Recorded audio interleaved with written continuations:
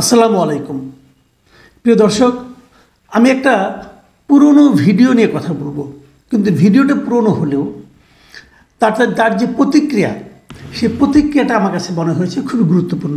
আপনারা ভিডিওটা সবাই মোটামুটি মনে হয় দেখেছেন।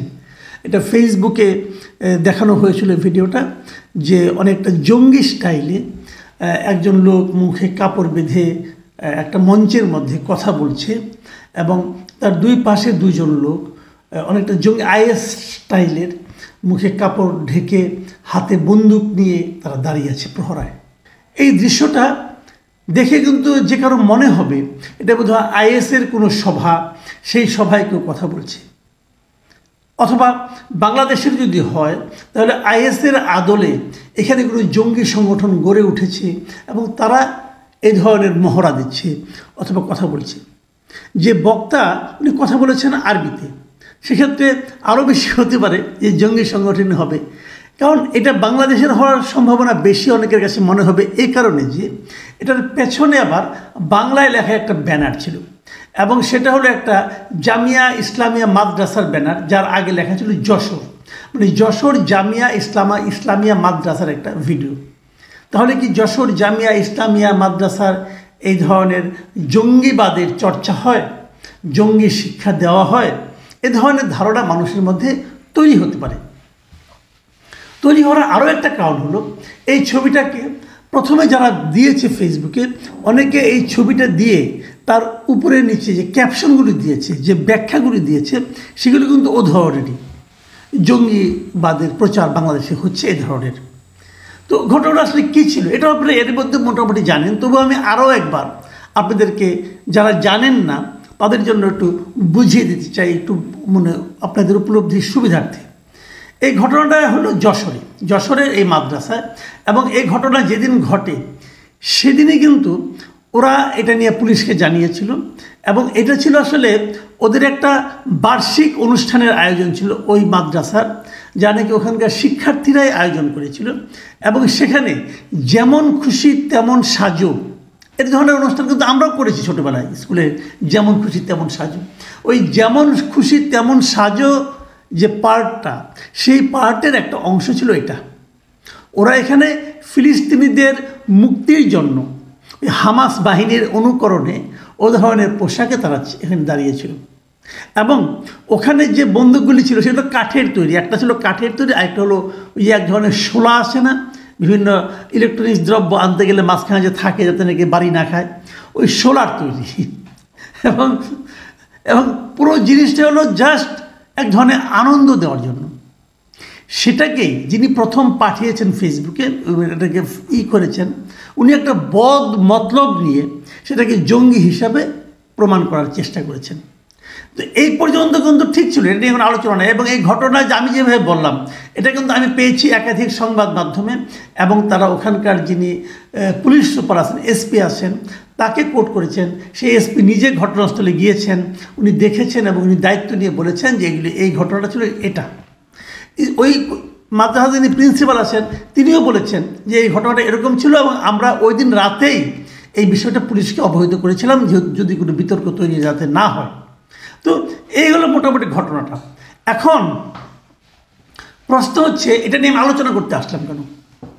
দেখুন, ফেসবুকে নানাজনে নানা কথা বলে, তারা নানাজনে একটা ছোট ঘটনাকে নানাভাবে ইঙ্গিতপূর্ণ করে মানুষকে বিভ্রান্ত করার জন্য, মানুষের মধ্যে উত্তেজনা ছড়ানোর জন্য অনেক রকম কিন্তু ঘটনা তারা ঘটায় এবং তারা বিভিন্ন রকম ছবি দেয়। সেই ছবিটাকে অনেক সময় এআই দ্বারা চেঞ্জ করে দেয় এবং আমরা অনেককে দেখেছি যে মনে করেন আপনার এক ধরনের বিভ্রান্তিমূলক কথা বলতে থাকেন যে সেনানিবাসে এটা হলো অমুক জায়গায়, এটা হলো বলে নিয়ে ওখানে কিছু কৃত্রিম ছবি দেখান, প্রতীকী ছবি দেখান, যে ছবির সঙ্গে বক্তব্যের কোনো মিলও নাই। তারা বলে কিন্তু মানুষের বাহবাও নেন, মানুষের কাছ থেকে জিন্দাবাদও নেন। এরকম ঘটনা আমরা দেখেছি মানুষের মধ্যে বিভ্রান্তি তৈরি করে। তো সেগুলি না হয় এখানেও হয়েছে। এটা আমাদের সোশ্যাল মিডিয়া এখন যেহেতু আছে, সোশ্যাল মিডিয়ার কিছু ভালো দিকও আছে, এগুলো হলো সেই খারাপ দিকের একটা, যে ছবিগুলোকে নানাভাবে কেটে এইভাবে নানা রকম ব্যাখ্যা দিয়ে মানুষকে বিভ্রান্ত করা যায়। তো এটা এক ধরনের কথা, কিন্তু আমার বক্তব্য কিন্তু সেই জন্য না। আমার বক্তব্যটা আজকে আলোচনাটা আমি যে কারণে অবতারণা করেছি সেটা হলো এই যে ছবিগুলো, এটা দুটো দিক আছে, আমি দুটো দিকই কথা বলবো। প্রথমে একটা দিক বলি, সেটা হলো এই যে ছবিটা, এই ছবিটা আমাদের সাবেক প্রধানমন্ত্রী শেখ হাসিনার পুত্র সজীব ওয়াজেদ জয় ওনার ভেরিফাইড ফেসবুক পেজে এই ছবিটা দিয়েছেন এবং দিয়ে ওখানে তিনি কিছু কমেন্ট করেছেন। উনি ইংরেজিতে লিখেছেন কমেন্টগুলো, আমি ইংরেজির মোটামুটি একটা বাংলা আপনাদেরকে পড়ে শোনাতে চাই। তিনি লিখেছেন যে অস্ত্র প্রদর্শন এবং জনসম্মুখে বক্তব্য দেওয়ার এই ধরনের প্রকাশ্য ঘটনাগুলো আওয়ামী লীগ সরকারের শাসনামলে আইন প্রয়োগকারী সংস্থা দ্বারা প্রতিরোধ করা হয়েছিল, কিন্তু ইউনূস সরকারের অধীনে এই গোষ্ঠীগুলো আবার জনবল সংগ্রহ করছে। ব্যাপারটা ক্লিয়ার, কিন্তু উনি বলতে চাচ্ছেন এই যে ঘটনাটা এখানে ঘটেছে, এই ধরনের ঘটনা আওয়ামী লীগ আমলে হলেও ঘটতো না। মানে উনি প্রথমত ওনার বক্তব্যের মাধ্যমে বুঝিয়ে দিয়েছেন যে এটা কোনো যেমন খুশি তেমন সাজুর ফান না, এটা প্রকৃতপক্ষেই এখানে ধর্মান্ধতা এবং ধর্মের নামে জঙ্গিবাদ লালন করার, জঙ্গিবাদ প্রশিক্ষণ দেওয়ার একটা গোষ্ঠী বাংলাদেশে এখন আছে। এবং এটা যদি আওয়ামী লীগ সরকার যখন ছিল তখন এই ধরনের ঘটনা এখানে হতে পারতো না, কিন্তু ডক্টর ইউনূসের সরকার যখন আসছে এখন তারা এই গোষ্ঠীগুলো আবারও জনবল সংগ্রহ করছে, অস্ত্র সংগ্রহ করছে এবং এইভাবে ট্রেন্ড আপ করছে। এবং তার সেই স্ট্যাটাসে উনি যে ছবিটা দিয়েছেন, সেই ছবিতে যদি আপনারা তাকান তাহলে দেখবেন ওখানে উনি কতগুলি জিনিস কিন্তু ওনার স্ট্যাটাসে যে বক্তব্যগুলো আছে এই বক্তব্যতে কয়েকটা জিনিসকে উনি হ্যাশট্যাগ করে দিয়েছেন। হ্যাশট্যাগ মানে কি? মানে এই নামে এই যে লেখাটা আছে ওই লেখা দিয়ে সার্চ করলে এটা এসে যাবে। সেখানে কী কী ছিল? একটা ছিল হ্যাশট্যাগ ছিল আইএস, আরেকটা হ্যাশট্যাগ ছিল এক্সট্রিমিজম, আরেকটা হ্যাশট্যাগ ছিল মানে ইউনূস, আরেকটা হ্যাশট্যাগ ছিল বাংলাদেশ। মানে যদি কেউ বাংলাদেশ দিয়ে কোনো সার্চ দেয় তাহলে এই ছবিটা, এই স্ট্যাটাসটা চলে আসবে এবং লোকে দেখবে বাংলাদেশে কি হচ্ছে। এবং যদি কেউ ইউনূস লিখে কেউ সার্চ দেয় গুগলে, সেখানেও এটা চলে আসবে এবং তারা দেখবে ইউনূসের আমলে বাংলাদেশে কি হচ্ছে। এবং যদি কেউ এক্সট্রিমিজম দিয়ে সার্চ দেয় সেখানেও কিন্তু এই ছবিটা চলে আসবে। যদি কেউ আইএস লিখে সার্চ দেয় তবুও এই ছবিটা চলে আসবে। মানেটা কি? মানেটা উনি বলতে চাচ্ছেন যে ডক্টর ইউনূসের শাসন আমলে বাংলাদেশে এই চরমপন্থীদের উত্থান ঘটছে, আইএসের উত্থান ঘটছে, বাংলাদেশ একটা বিপজ্জনক অবস্থার দিকে যাচ্ছে। তো সজীব ওয়াজেদ জয়ের এই বক্তব্যটা কি সঠিক? সঠিক তো মনে হচ্ছে না, কারণ ওখানে যারা আছেন, ওখানকার যারা সংশ্লিষ্ট লোকজন আছেন, ওখানকার যারা পুলিশ প্রশাসন আছেন, তারা সবাই বলছেন যে ঘটনাটা ওই দিনই তারা জানেন এবং ওই দিনই তারা এটা বলেছেন। তাহলে সজীব ওয়াজেদ জয় এই ধরনের কথা বলছেন কেন? এবং সজীব ওয়াজেদ জয় কি না জেনে বলেছেন, নাকি ইচ্ছাকৃতভাবে একটা মিস ইনফরমেশন দুনিয়া যারা ছড়িয়ে দিতে চাচ্ছেন? কোনটা সত্য? যদি মিস ইনফরমেশন ছড়িয়ে দেওয়ার প্রবণতা ওনার থাকে, আকাঙ্ক্ষা ওনার থাকে, তাহলে ওনাকে আমি রিকোয়েস্ট করবো, ভাই রাজনীতি করেন, মানুষকে বিভ্রান্ত করার চেষ্টা কেন করছেন আপনি? অথবা যা ঘটেনি সেটা ঘটেছে বলে প্রচার করে কেন নিজের ওজনটা কমাচ্ছেন? কেন নিজেকে হাস্যকর করে তুলছেন? যদিও আমি দেখি না, তারপরেও অনেকে দেখেন, সজীব ওয়াজেদ জয়ের মধ্যেই দেখেন যে আওয়ামী লীগের ভবিষ্যৎ। যারা দেখেন তাদের জন্য আমার করুণা। আমি প্রকাশ্যে বলছি, আমি আবারও রিপিট করছি, এইরকম লোকের মধ্যে, এরকম মাথা মোটা লোকের মধ্যে যারা আওয়ামী লীগের ভবিষ্যৎ দেখেন তাদের জন্য আমি করুণা প্রকাশ করছি। আমি মনে করি আওয়ামী লীগের জন্য অনেক যোগ্য লোক আছে। এদিকে তাকাবেন না, দয়া করে তাকালে ধরা খাবেন, আপনারা ধরা খাবেন। এই ধরনের আচরণ যিনি করেন, যে এটার সত্যতাই নাই সেটাকে সত্য হিসেবে প্রচারের চেষ্টা করেন, তাকে আমরা কি বলবো?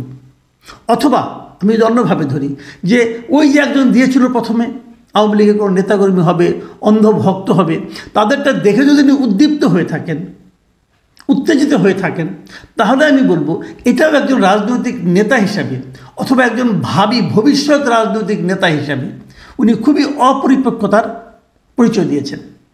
ওনার উচিত ছিল বিষয়টাকে ভেরিফাই করে তারপরে এই স্ট্যাটাসটা দেওয়া। এটা গেল একটা দিক। আবার বিপরীত দিকে আমি আরেকটা দিক আলোচনা করতে চাই। সেটা হলো যে মাদ্রাসায় এটা ঘটেছে, সেই মাদ্রাসার ওনাদের শিক্ষক, ওনাদের কি বোঝা উচিত ছিল না? ওনারা কি এই ছেলে মেয়েদেরকে এগুলি শেখাতে চান?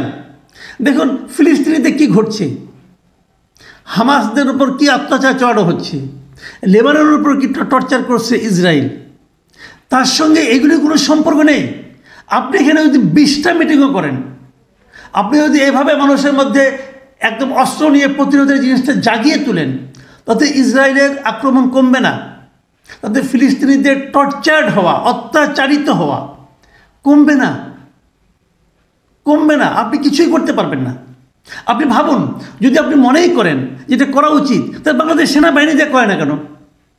বাংলাদেশে কোনো সেনাবাহিনী পাঠালেই পারে, ফিলিস্তিনিদের পক্ষে পাঠায় না কেন? যেখানে সেনাবাহিনী পাঠাতে পারছে না, সেখানে আপনি ওই কাঠের বন্দুক দেওয়ার ট্রেনিং নিয়ে পোলাপানের মধ্যে, বাচ্চাদের মধ্যে এক ধরনের উন্মাদনা তৈরি করে আপনি কি প্রমাণ করতে চাচ্ছেন? আপনারা কি করতে চাচ্ছেন এটা? দেখুন, ফিলিস্তিনিদের আশেপাশে অনেকগুলি মুসলিম কান্ট্রি আছে, সৌদি আরব আছে, মিশর আছে, অনেক বড় দেশ, জর্ডান আছে না, লেবানন আছে, লেবানন তো এখন নিজে আক্রান্ত হয়ে গেছে, তুরস্ক আছে। তাদের তো দায়িত্বটা আগে, ফিলিস্তিন তো তাদের প্রতিবেশী, তারাও তো মুসলিম। তো আপনাকে এত দূরের থেকে লাফালাফি করার কোনো দরকার নাই রে ভাই। এতে বরং মানুষের মধ্যে একটা, বাচ্চাদের মধ্যে একটা, যতটা না মানে স্বধর্মের লোকজনের প্রতি সহমর্মিতা গড়ে ওঠে, তার চেয়ে অনেক বেশি গড়ে ওঠে একটা জঙ্গি মনোভাব। এটা ভালো কিছু না। আমি মনে করি তাদেরও একটা শিক্ষা হওয়া উচিত, তাদেরকেও ডেকে এনে বোঝানো উচিত, ভাই এ ধরনের কাজ করবেন না। প্রিয় দর্শক, আমিও সবাইকে অনুরোধ করব, চিলে কান নিয়েছে এ কথা শুনেই দৌড়ানোর কোনো প্রয়োজন নাই। আমাদেরকে ঠান্ডা মাথায় চিন্তা করতে হবে। সারা দুনিয়ার কাছে আমাদেরকে জঙ্গি হিসেবে প্রমাণের যে চেষ্টা করা হচ্ছে, সেই চেষ্টার মধ্যে, সেই চেষ্টার আগুনে তেল ঢালার, ঘি ঢালার কোনো প্রয়োজন নেই। প্রিয় দর্শক, এখন এ পর্যন্তই।